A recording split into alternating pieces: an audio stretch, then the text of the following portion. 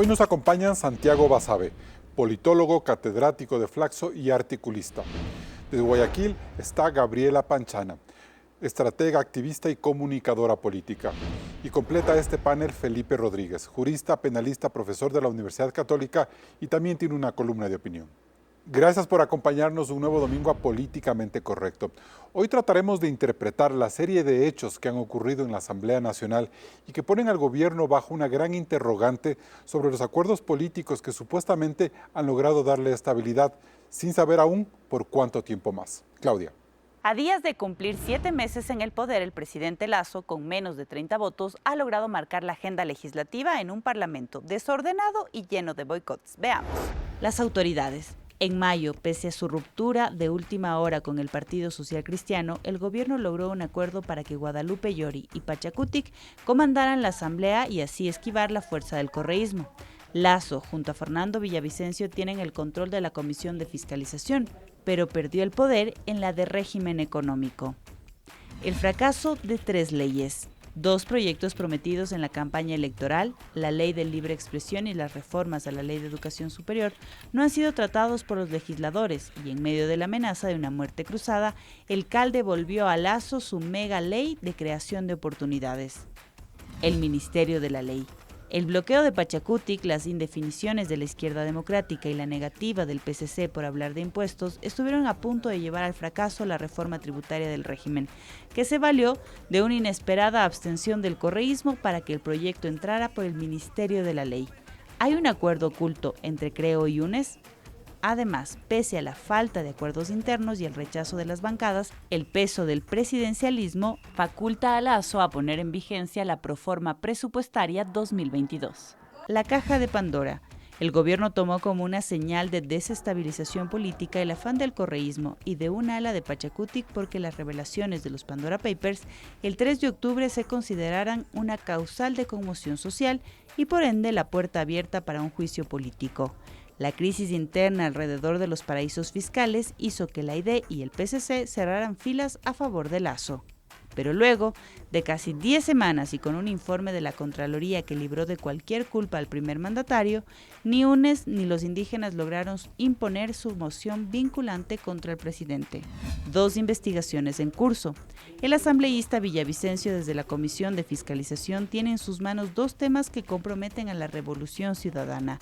La ruta del dinero del Banco Central supuestamente desviada a Venezuela a través del sistema Sucre que estalló en el caso Alex Saab.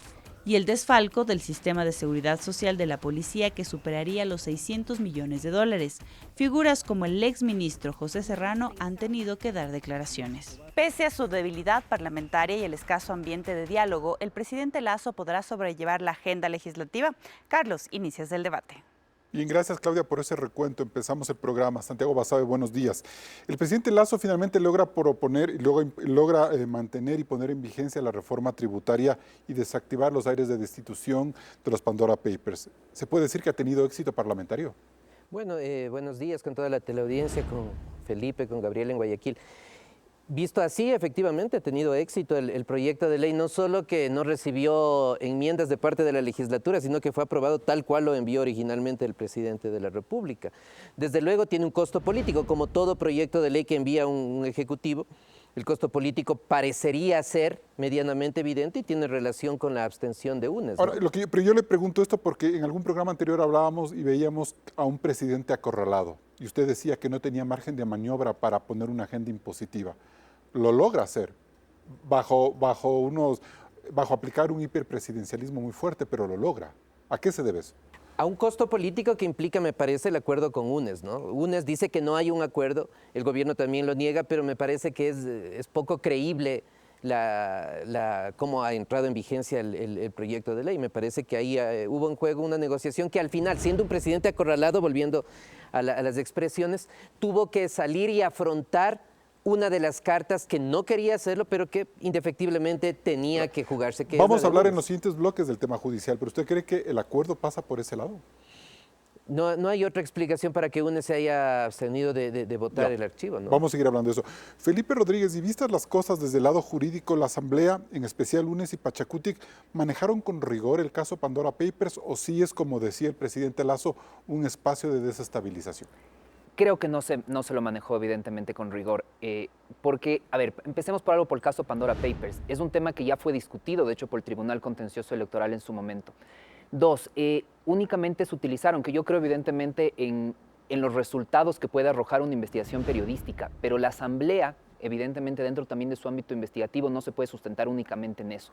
Y lo convirtieron en un caso político, sobre todo porque no pudieron arrojar en ningún cometimiento de un delito y ningún tipo de incumplimiento por parte de Lasso. Yo creo que si él hubiese incumplido algo, la justicia ya se podría encargar de él. A mí no me basta con que la Contraloría diga que está limpio en ese tema, pero la justicia sí tiene que resolverlo, y yo sí creo que otro tema de discusión interesante que deberíamos tomarlo algún rato es si tener tu dinero afuera es delito o no es delito, y si hay un incumplimiento ya en el ámbito electoral o no. O sea, y sobre todo si es que ese dinero para salir al exterior pagó los impuestos de ley en Ecuador. Así es. Yo puedo tener, es más, me voy a poner de ejemplo, yo puedo absolutamente todos los honorarios que cobro como abogado, recibirlos en un banco en cualquier lugar del mundo y tenerlos allá, porque no quiero tenerlos aquí. Pero eso sí, tengo que facturar y tengo que decirle al SRI cada centavo que me llegó o me entró en otro país. Y al hacer mi declaración patrimonial, también tengo que contar lo que tengo. Por ejemplo, en la casilla de tengo inversiones en el extranjero, tengo que poner sí y cuál es el monto. Es decir, esto tengo que reportarlo, pero no es ningún pecado ni ningún delito tener dinero en el exterior. Pero eso quiere decir entonces que sí buscaron desestabilizar a Lasso, o era una pataleta de Lasso que maximizó esto y llevó hasta victimizarse, como decía Unes, por ejemplo. Para mí sí trataron de golpearlo, porque recordemos que si es que se hubiesen unido, hubiesen tenido la fuerza suficiente con el caso Pandora Papers, Lasso incluso hubiese podido perder su cargo. Entonces yo sí creo que no voy a decir jamás que hubo un intento de golpe de Estado, porque más hacerlo a través de la Asamblea es la vía constitucional, pero creo que así como Lasso no tiene el apoyo que necesita en la Asamblea, tampoco la Asamblea tiene su unión para poderle golpear a Lasso como quisiera. Bien, hacemos contacto en Guayaquil con Gabriela Panchana. Gabriela, buenos días. ¿Y a usted le preocupa el costo que está asumiendo el gobierno, como lo dice Santiago Basabe hace un momento, al mantener cierto control en la Asamblea? ¿Por qué? Hola Carlos, hola Felipe y hola Santiago. Me preocupa porque si bien es cierto que no tiene los suficientes votos en la Asamblea para hacerlo de manera, digamos, con su propia bancada, y que los acuerdos son necesarios en política, la política es el arte de lo posible e implica que haya acuerdos, para que el acuerdo sea legítimo tendría que ser público. Para que el acuerdo sea legítimo y pueda ser aceptado tendría que ser transparente y no ser negado por ambas partes como está haciendo en este momento. Entonces, me parece que ahí hay dos costos políticos en la aprobación de esta más que aprobación en el Ministerio de la Ley, o cómo ha llegado a pasar a ser ley la reforma tributaria. Por un lado está la reforma en sí, que desdice, que contradice lo dicho por el presidente durante todos sus años de campaña, y que contradice la ideología liberal que se supone que era por quienes estaban votando, por lo menos la base que votó por él, que podría ser ese 19.88% que votó en la primera vuelta. Y por otro lado, la forma en la que llega a ser ley es una forma, por decirlo menos, oscura, opaca, y entonces que implica un acuerdo con quienes nosotros, los que votamos en la segunda vuelta, bueno, yo voté por él en la primera vuelta también, por supuesto, pero ese gran aliento que él recibió fue justamente por parte del anticorreísmo, pero, y Gabriela, por parte de otro grupo importante que también lo quiero. Sí. Sí, pero en este arte de lo posible vemos que el presidente no tuvo acuerdos ni con Pachacutic, ni con IDE, ni con Izquierda Democrática en el tema de la ley, pese a que a ellos les dio la oportunidad de hacer un acuerdo, y tampoco en el Partido Social Cristiano. Entonces, ¿hasta qué punto debemos reprochar o no ese acuerdo con UNES, Gabriela? Yo no lo reprocho per se. Me parece a mí que los acuerdos son necesarios, pero tienen que ser públicos y tienen que ser transparentes. Es decir, tendríamos que saber qué fue lo que se negoció, porque de lo contrario, más que acuerdo, es un pacto, y ahí ya esa palabra implica otro tipo de cosas que no necesariamente son tan santas, por así decirlo, y que por eso justamente Pero, no se las está Gabriela, dejando saber y vamos a verlas. Sí, el presidente Lasso esta semana dijo que él no ha acordado con UNES y que él no acordaría con personas que han desfalcado el erario nacional y que tienen problemas de corrupción. ¿No es suficiente como para creer en esa versión, Gabriela? Yo quiero creer, pero los hechos siempre hablan más alto que las palabras. Entonces vamos a esperar a los hechos. Bien, ok. Con estas primeras reflexiones nos vamos a un corte comercial. Seguimos el debate aquí en Políticamente Correcto. Recuerde que también estamos en vivo en Radio Suceso 101.7 FM Quito. Regresamos enseguida con más de política, justicia y acuerdos. No se desconecte de la señal de Coavisa.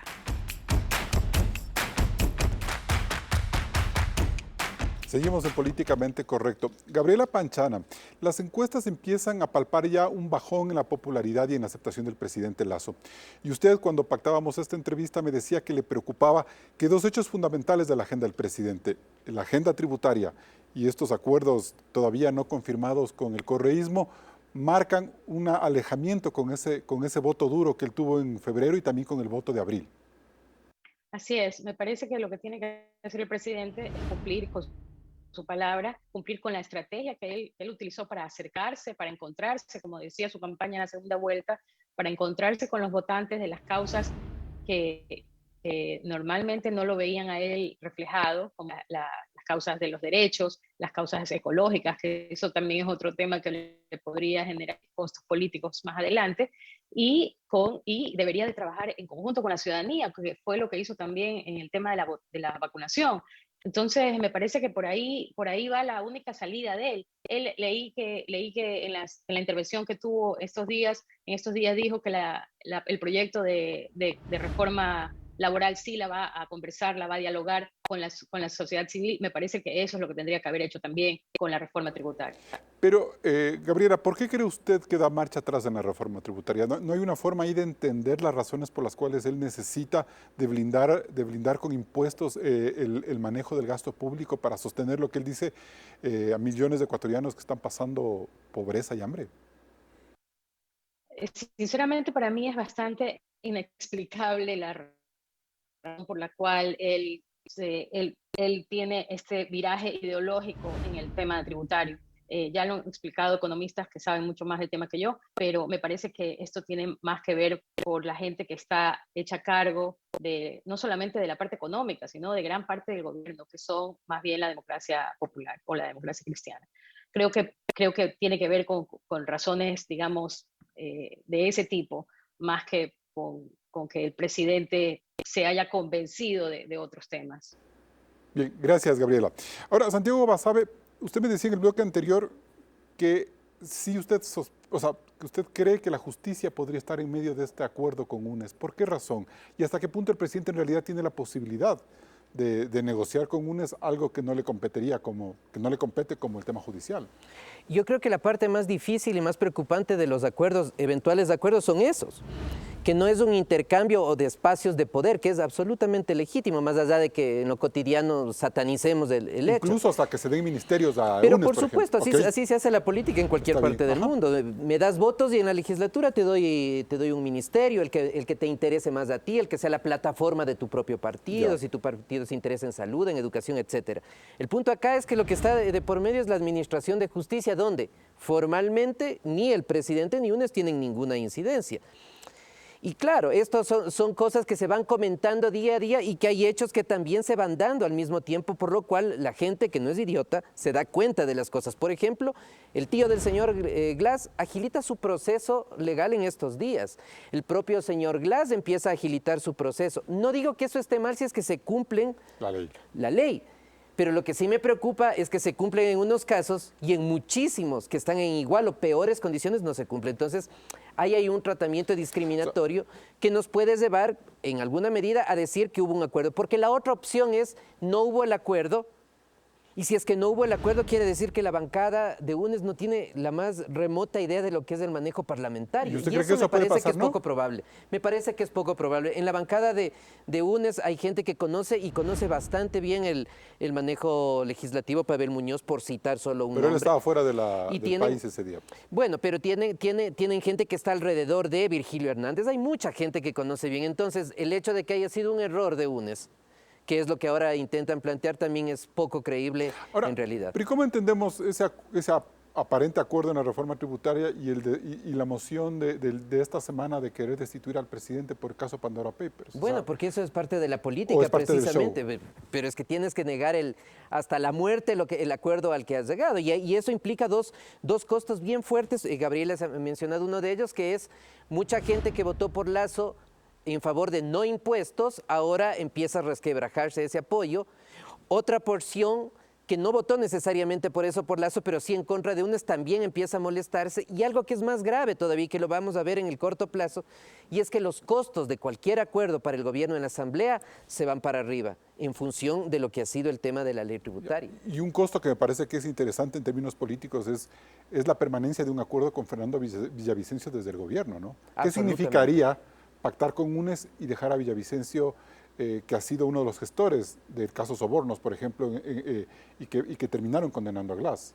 Y que ha sido efectivamente el mayor vocero y portavoz de la posición del gobierno en la Asamblea. Un asambleísta que no es parte del... O sea, pueden estar sacrificando a Villavicencio. Y puede estar sacrificando a Villavicencio, efectivamente, teniendo en cuenta cuánto polvorín puede levantar Villavicencio poniéndose en la otra orilla. Entonces hay muchas cosas que el gobierno se ha jugado en esta ocasión. Y ahora, Felipe, en este caso también debemos no perderle vista al caso Ispol y al caso Saab dentro de esta negociación política. Es decir, son temas que usted cree que a UNES sí le preocupan, sí le complican y que va a ser una forma de pedir auxilio del gobierno en algún momento. A ver, yo creo que sí. Quiero, de hecho, solo retomar algo que decía Santiago hace un momento. Yo tampoco creo que hayan cometido un error, no solo con los nombres que ha mencionado. Yo conozco a dos más, Fausto Jarrín y Marcela Guiñaga. Marcela con muchísima experiencia legislativa. Fausto es un tipo que se ha preparado mucho en derecho. Ellos sabían exactamente qué dice la norma, es decir, tenían que aprobar, rechazar o modificar la ley tributaria. No lo hicieron y no lo hicieron por algo. Es decir, no rechazaron expresamente con los votos por algo. Hubo un pacto, para mí evidentemente hubo un pacto y coincido en eso con Gabriela. Ojalá no se llamara pacto, sino un acuerdo político y digo, muy bien, te estoy intercambiando esto por esto.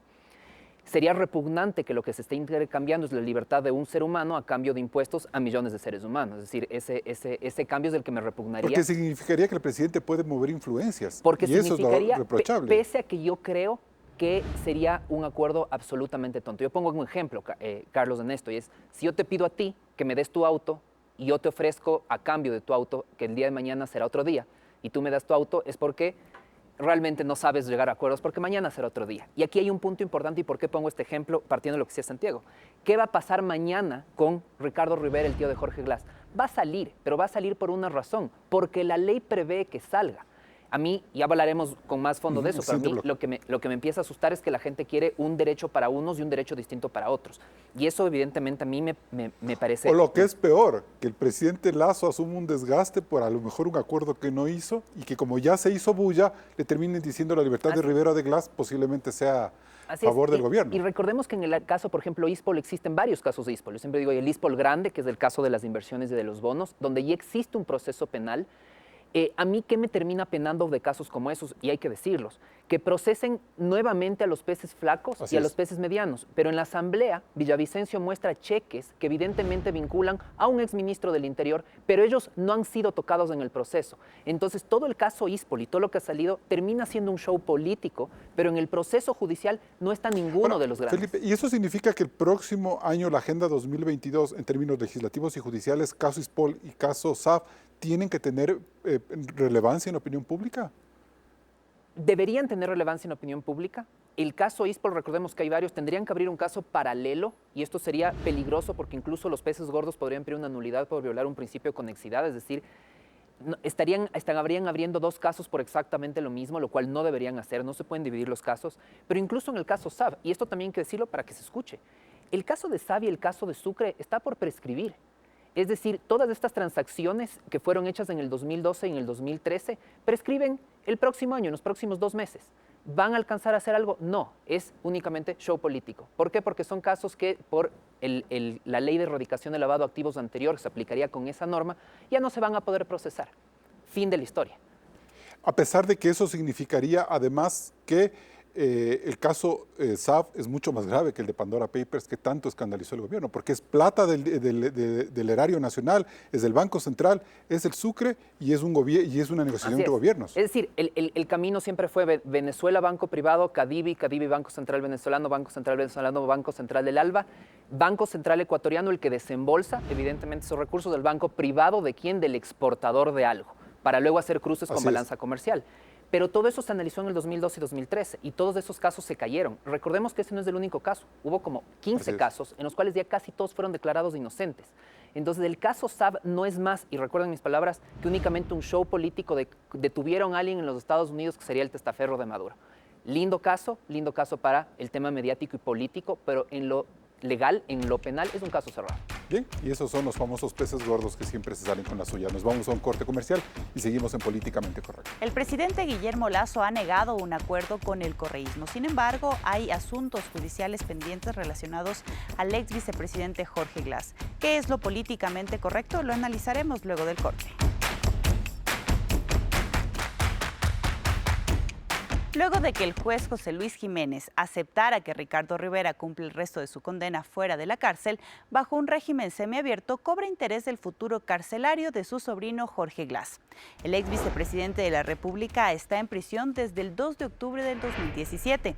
A la fecha son 1.533 días, casi 51 meses. Sobre él pesan dos condenas. La de 6 años de prisión en el caso de Odebrecht por asociación ilícita, que implica el pago solidario junto a Ricardo Rivera de una indemnización de 14 millones de dólares. Y la de 8 años por cohecho en el caso Sobornos 2012-2016 con un pago de 778.000 dólares. Ambas condenas están ejecutoriadas. A estos juicios se suma la sentencia en primera instancia por peculado del caso Singue con una indemnización solidaria por 5 millones de dólares entre 4 sentenciados. La defensa de Glass busca que la jueza Diana Ambrosio unifique las penas de Odebrecht y Sobornos para que sobre la base de 8 años de prisión se le aplique la prelibertad, pues de esos 96 meses ha cumplido más del 40% de la condena. Este pedido es polémico por varias razones. Primero, porque los abogados argumentan que este beneficio penitenciario aplica porque en el caso Odebrecht a Glass se le juzgó con el Código Penal anterior, que sí permite unificar penas. Pero otros juristas piensan lo contrario, pues el caso Soborno se juzgó con el COIP vigente, que no permite unificar penas cuando los delitos son distintos, y que para acceder al régimen semiabierto se requiere el 60% de una condena, que en este caso superaría 14 años. Además, el COIP no autoriza estos beneficios cuando los delitos son por cohecho. Por otro lado, así como ocurrió con Rivera, Glass saldría libre sin pagar ese monto millonario de indemnizaciones. Carlos, continúas con el debate. Bien, Felipe Rodríguez, entonces, ¿cómo hay que aplicar o cómo debería aplicarse la situación de Glass? ¿Debe o no debe salir en prelibertad en función de mirar estos dos códigos, el anterior y el vigente? A ver, primero recordemos algo, le encanta al correísmo decir que fue mal juzgado porque le juzgaron con un código penal que no estaba vigente. Pero a la hora de querer aplicar los beneficios dicen, ese es el código que me es más favorable. Empecemos por algo, ¿por qué a Glass se le juzga con ese código penal? La pregunta es, ¿ya no estaba vigente porque entró en rigor el COIP? Es verdad, no estaba vigente para los actos cometidos después del año 2014. Pero si yo cometí un acto delictivo en el año 2013, ese es mi código penal vigente. ¿Cuándo yo puedo aplicar el nuevo código, el que sale después? Cuando me es más favorable. Si a Jorge Glass le condenaban con el COIP y no le condenaban con el código penal, si no me falla el cálculo, le tenían que condenar a 13 años, no a 6. Por lo tanto, cuando dicen, me condenaron con un código que no está vigente, di gracias en todo caso. Sí estaba vigente para ti, pero di gracias porque fue con algo menor. Ahora, yo sí concuerdo ahí con los abogados de Glass. Es decir, la ley más favorable para él, ¿cuál es? Es la del Código Penal anterior, que te establecía que cuando tienes dos penas se va a aplicar la pena más grave. En ese caso se aplicaría la segunda, que es más grave, la de 8 años. Mientras del COIP lo que te dice es que se te van a sumar, pero nunca puedes superar el doble de la más grave. Es decir, nunca podría ser más de 16 años, que es la de 8. ¿Qué pasa si se sumaría la de Singue, que es 8 años más? Habría que sumar las 3 penas. Habría que seguir sumando las penas, pero la más grave, si es de 8, o sea, es decir, nunca van a poder superar los 16 años. ¿Ya? Ese es un punto importante, que la de Singue evidentemente lo bloquearía. Pero para pedir una prelibertad, que se conoce mundialmente, o aquí como un régimen semiabierto, tú tienes que cumplir ciertos requisitos. Pero además no tienes que estar dentro de una lista de delitos. Por ejemplo, el delito de cohecho, que es el caso... Pero el cohecho es actual. En la anterior prelibertad, con el anterior Código Penal, entiendo que el cohecho no importaba si era cohecho para acceder a la prelibertad con las normas anteriores. Claro, con las anteriores no, pero recordemos una cosa. En este momento se le estaría sumando una pena del caso Sobornos, que es juzgado con COIP. Entonces, él, en la sumatoria, él no puede decir la mitad de mi régimen con lo que más me beneficio y la otra mitad con lo que más no porque más me perjudica. Si él quiere acceder hoy con una pena de COIP, tiene que aplicarse la norma en este momento del COIP, que con cohecho no le va a permitir salir en una prelibertad o un régimen semiabierto. Lo que sí sucede con Ricardo Rivera. Ricardo Rivera fue juzgado por acción ilícita. Y solo tenía ese caso. Y por lo tanto, como no está en ese listado y cumple todos los requisitos, él sí puede salir. Y ojo, que quiero decirlo públicamente, a mí tampoco me gusta que salga. pero está bien que salga porque eso es lo que dice la ley. Rivera. Pero con Glass es más complicado. Con Glass es mucho más complicado y yo, si yo fuese el juez que tiene que resolver, yo tampoco le unificaba las penas. Así pensando inocentemente y de forma así políticamente correcta, ¿Lasso tiene la posibilidad de influir para que la juez Ambrosio aplique bien la lectura de estas penas e impida la prelibertad de Glass por unificación de penas? Impida o admita. A ver, si tiene la capacidad, voy a tomar las palabras de Santiago, en el mundo real, por supuesto que tiene. Estamos en un... ¿Cómo? Por supuesto que tiene en la vida real, donde un presidente, estamos acostumbrados, llama por teléfono y dice, por favor, ayúdame en esto que llegó a un acuerdo político. Pero en la vida jurídica tendría que ser procesado por tráfico de influencias, porque realmente no lo puede hacer. Entonces, lo que quiero decir es que en la práctica vemos que el Ejecutivo y el Judicial son dos poderes distintos.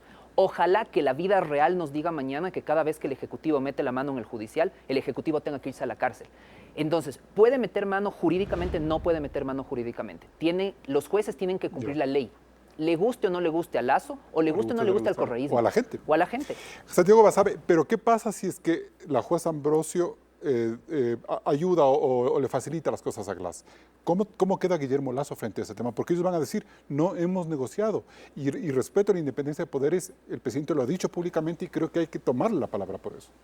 Sí, eso puede decir el presidente, como han dicho otros presidentes que han incursionado en el Poder Judicial. Cualquier cosa puede decir un actor político, porque son actores políticos precisamente. Pero también yo creo que es necesario ver la otra cara de la moneda. ¿Qué pasa si el señor Lasso o el gobierno en el supuesto, a veces cada vez más consentido, llegó a un acuerdo? ¿Qué pasa si no llegan al acuerdo? Bueno, pues le ponen casi 50 votos UNES y le archivan el proyecto de ley con casi 100 votos. Y esa habría sido una derrota política enorme, monumental para el gobierno, porque el gobierno, ¿cómo se presenta ante la población al día siguiente? A los 6 meses. Me han tumbado el proyecto de ley estrella, emblemático, con casi 100 votos en la Asamblea Nacional. ¿Qué puedo hacer ahora como gobierno? Entonces, hay que ponerse también de ese lado, excepto el presidente Correa, por la amplia bancada legislativa que tuvo. Todos los presidentes han sido rehenes de la Asamblea o del Congreso. Pero no en los primeros 6 meses, pues más bien en los primeros 6 meses tenían holgura. Bueno, sí, pero porque en otros casos la principal fuerza de oposición no era tan grande como ahora es UNES. Entonces, todos han tenido que negociar, todos han tenido que entregar cargos, todos han tenido que entregar espacio.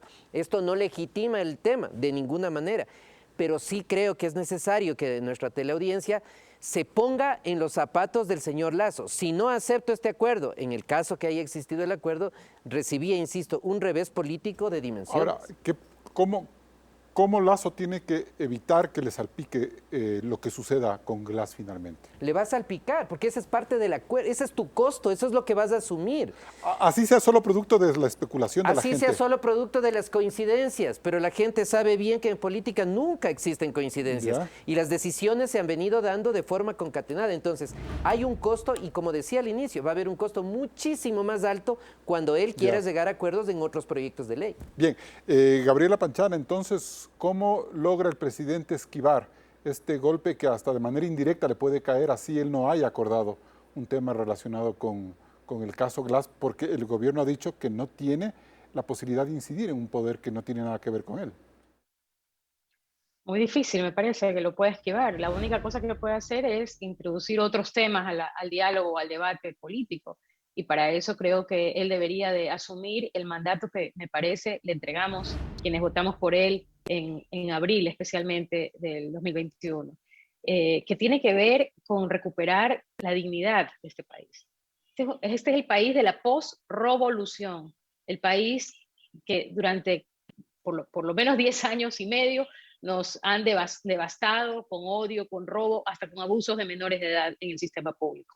Entonces, no puede ser que el presidente salga en una entrevista en Televisión Nacional a decirle monstruo, conspirador, mafioso, etcétera, etcétera, al líder de este grupo de gente con el que después aparentemente llega a un acuerdo y no pasa nada. Es decir, hay una incoherencia, hay una falta de credibilidad de sus palabras en el momento en el que él sale a calificarlos de semejante manera y luego suceden estas cosas que no se pueden explicar de otra manera que a través de un pacto.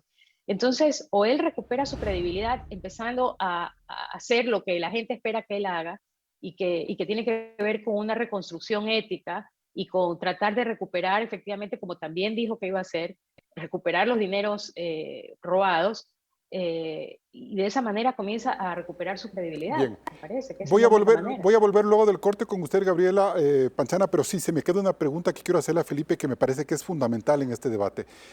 ¿Se pueden aplicar todas las medidas para que liberen para que tenga pre-libertad Rivera o Glass, pero no han recuperado el dinero? ¿Y eso está bien? ¿Se puede? O sea, ¿es permitido eso? Sí. ¿Que recupero mi libertad pese a no pagar un centavo? Así es, porque constitucionalmente no existe la prisión por deudas. Esta es una deuda, esta es una responsabilidad pecuniaria civil que nace de un cometimiento de un delito. El delito es la fuente de la obligación. Se me genera una responsabilidad civil que no me puede generar prisión, por lo tanto las personas pueden salir de la cárcel sin pagar lo que tienen que pagar, sí, por supuesto. ¿Y a quién le corresponde recuperar esos 14 más 5 más 700 mil dólares? dólares? Al Estado a través de la Procuraduría General del Estado, pero también, que será tema de otra discusión, tenemos un gran problema en el Ecuador, y es que las multas o las sanciones o las reparaciones se calculan mal.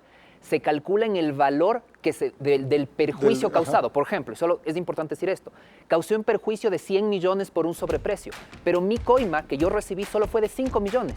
Me mandas a pagar 100 millones, pero resulta ser que me faltan 95 millones en mi bolsillo.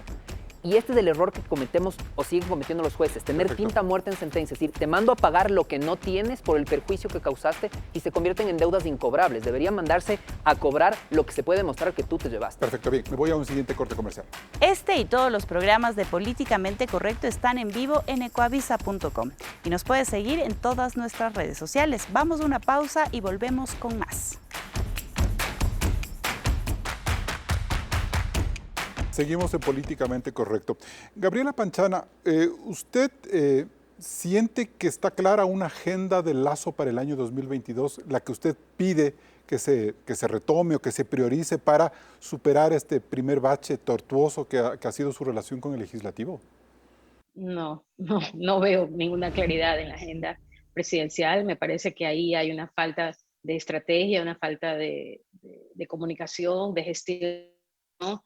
Me parece que el presidente ha tenido muchos ensayos que lanza como de idea que va a ser el tema de la consulta popular, el tema de la muerte cruzada, luego retrocede. Eso lo único que genera es mucha incertidumbre, desazón. Entonces, no, me parece que tiene mucho trabajo que hacer en ese sentido. Y en ese sentido, ¿por dónde habría que empezar? ¿Cree que superado el tema tributario, hay otros temas en los que sí le puede sacar provecho?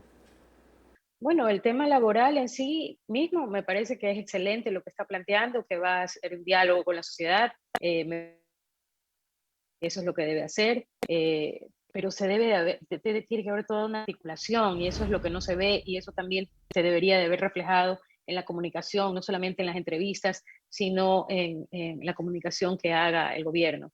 Me parece que sigue faltando vocerías, me parece que sigue faltando conexión entre los diferentes ministros o ministerios.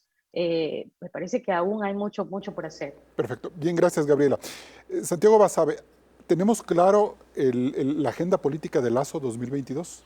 Creo que no está clara, está clara por temas por un lado y porque le falta un espacio pequeño de toma de decisiones. El gobierno no tiene eso, no tiene al presidente Lasso con 3 o 4 personas que decidan y decidan inmediatamente además. En el país se presenta un problema al día siguiente, necesitas tener resultados. No en 15 días, no en 3 semanas como el tema hospitalario, que es una vergüenza, o el tema de los medicamentos, que es una vergüenza. O el tema de las cárceles, que ya no hay calificativos suficientes. El gobierno demora mucho y me parece que es por la falta de este grupo pequeño que decida, e insisto, y decida pronto. Y respecto a cuestiones de fondo, digamos, la reforma laboral evidentemente es una de ellas. Pero si el tema tributario costó lo que costó, no me imagino cuánto va a costar aprobar esa ley laboral. Pero en ese punto, volvamos un poco al principio del debate. El caso Pandora Papers es como que le golpeó, no sé si innecesariamente al presidente. O sea, el presidente lo asumió con mucho susto o con mucha molestia el tema. Y eso es lo que un poco le alteró toda su agenda política, ¿no es cierto? Tuvo que destinar tiempo para defenderse de eso.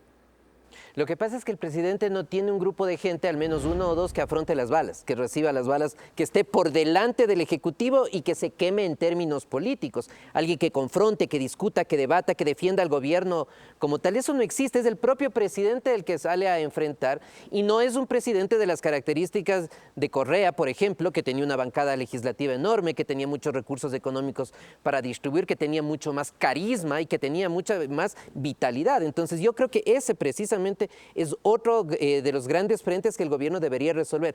¿Cómo posicionar a alguno o algunos o algunas que puedan asumir esa discusión frontal en lo político y en lo económico para que el presidente se guarde para las grandes decisiones? Yo veo que sí hay unos temas que son fundamentales, ¿no? Gabriela decía el tema laboral, el tema del rescate de la seguridad social. O sea, hay temas sobre los cuales deberíamos estar hablando los ecuatorianos. Por supuesto. Y pienso que no hay esa narrativa de parte del gobierno. Exactamente, el gobierno no comunica bien. Ha tenido un manejo extraordinario en el tema de vacunas, porque no es un buen manejo, es un manejo extraordinario. Pero no se lo comunicó a la población, no se capitalizó todo lo que pudo. Y a partir de eso yo esperaría que hayan temas que efectivamente se posicionen con uno adicional, que es definitivo, que es la desnutrición infantil. Claro. La posición del país es vergonzosa realmente en ese tema. Y ahora para pasarle la palabra a Felipe Rodríguez, usted también tenía muchas preocupaciones, Santiago, por, no sé, la posición quizás un poco distante o quizás poco proactiva del gobierno frente a temas como la renovación de la Contraloría, la renovación del CNE, lo que está pasando en las Cortes, en la renovación de la Corte Constitucional. ¿Vemos a un presidente activo? Yo creo que ahí lo que se ha visto, al menos en la primera etapa de la renovación de la Corte Constitucional, es que me importismo.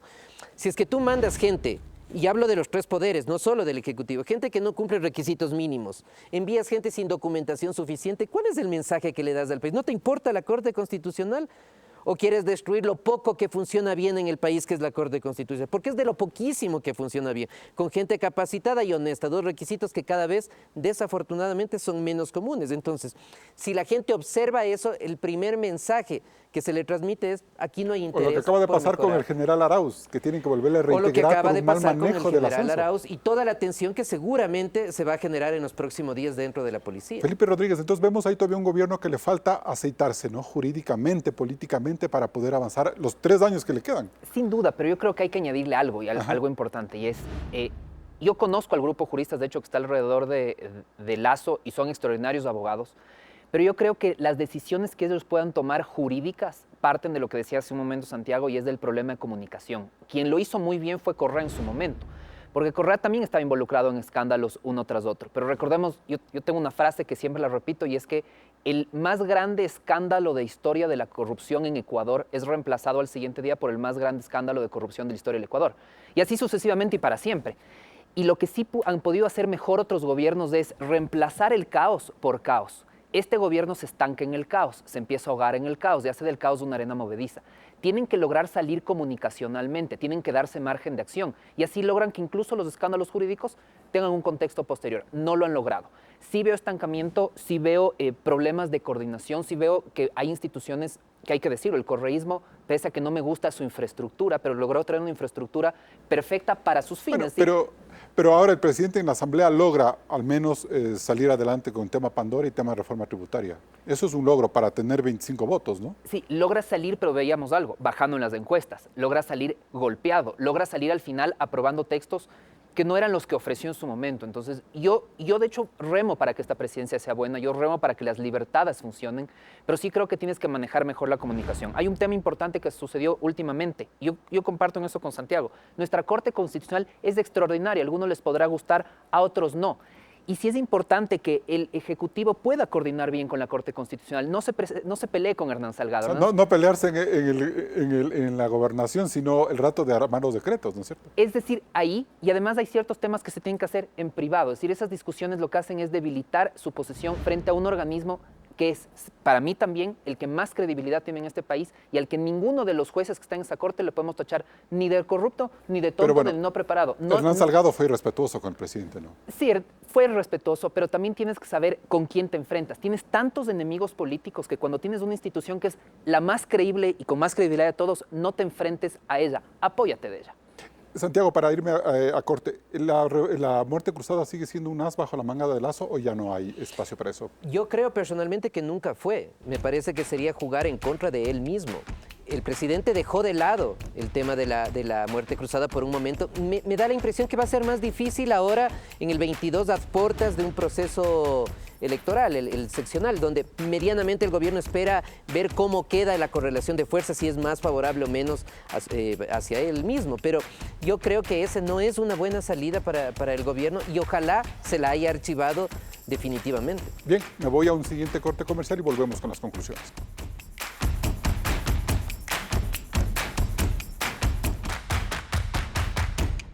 Entramos en la etapa de conclusiones. Felipe Rodríguez, ¿es políticamente correcto que las fuerzas legislativas transparenten sus acuerdos, más aún cuando la justicia está de por medio? Los acuerdos políticos tienen que existir y tienen que existir siempre por encima de la mesa, porque los electores, los representados de cada uno de los bandos tenemos derecho a saber lo que nuestros representantes están haciendo y pactando. Lo legítimo es que lo hagan sobre la mesa. ¿Qué creo yo? Y lo digo como conclusión. Creo que hubo un acuerdo, creo que ese acuerdo fue por debajo de la mesa, pero no creo que fue un acuerdo judicial. Y no creo que fue un acuerdo judicial porque los primeros resultados que nos dicen que están surgiendo por regímenes semiabiertos, por ejemplo, son resultado de la aplicación de la ley. Y la aplicación de la ley para casos iguales quiere decir que es la aplicación de la justicia. La justicia significa tratar a todos por igual. Nos gusten o no nos gusten los personajes que son beneficiados por evidentemente estas medidas para salir antes. Gabriela Panchana. Creo que la oportunidad que tiene en el año 2022 Guillermo Lasso y su gobierno es reencontrarse con los votantes de la primera vuelta, con los votantes de la segunda vuelta, no olvidarse de las causas que le permitieron a él acercarse a la gente que votó por él en la segunda vuelta, especialmente lo que tiene que ver con ecología, porque ese es un tema que creo que también va a ser otro de los temas álgidos el próximo año. Creo que es una oportunidad y creo que debe de empezar a comunicar. Y para la comunicación necesita tener una narrativa que englobe todo lo que va a hacer o todo lo que piensa hacer durante su mandato. Santiago Basabe, ¿qué es lo políticamente correcto? Bueno, creo que el gobierno tiene varios retos. Uno de ellos, tomar decisiones de forma más eficiente y rápidas, fundamentalmente eso.